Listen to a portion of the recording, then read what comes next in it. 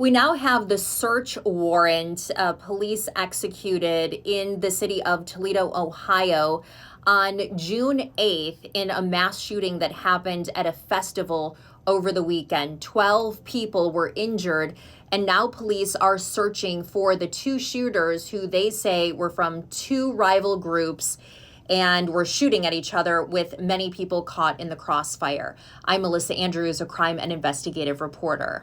So this is the affidavit for the search warrant. So basically, when police want to search a residence, a car, a computer, a cell phone, they need to file an affidavit for a search warrant explaining why they believe that this evidence exists and what they want to find, what they are exactly seeking. You can't just put a blanket search warrant affidavit out there. You need to be looking for something specific. So this is the affidavit. I'm going to be reading off my computer screen.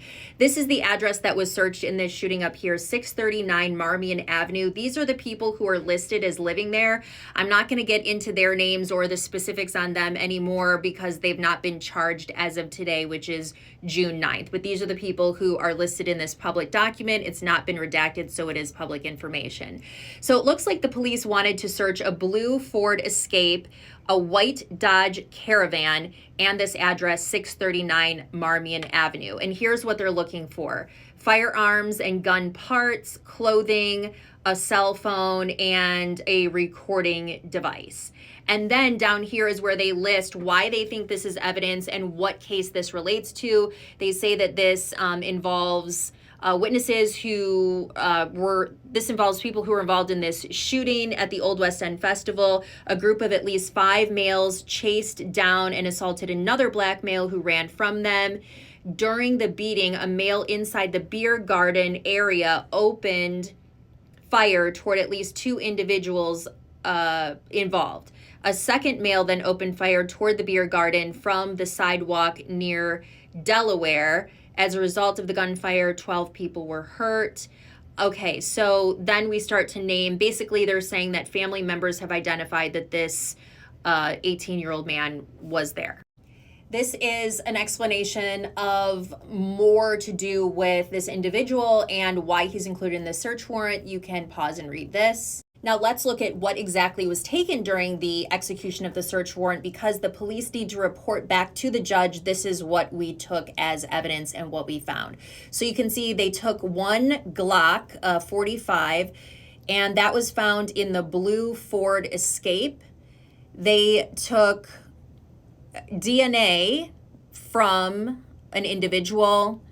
They took a pair of shoes from the front porch, red sweatpants from the basement dryer, black sweatpants from the basement dryer, and a white t-shirt from the living room. Let me just go back over here and talk about what led up to all this. So basically, this individual was stopped and admitted to being at this festival during the shooting.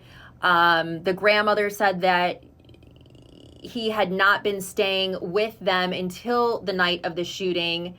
He was also seen outside the residence near the blue Ford Escape and then in the Dodge Caravan. So that's why those 2 items were listed on the search warrant. They figured, okay, if he was in or near these vehicles, we want to look in there as well, and they did. Also, the affidavit says that this shooting was being discussed on this app called Clubhouse. Offenders typically use their cell phones to communicate with others after crimes they commit, and these chats are often stored on these devices. The phone would also be used to confirm the identity of the device and the number associated with this person. Also looking for the gun and clothing and what he wore the night he went to the home.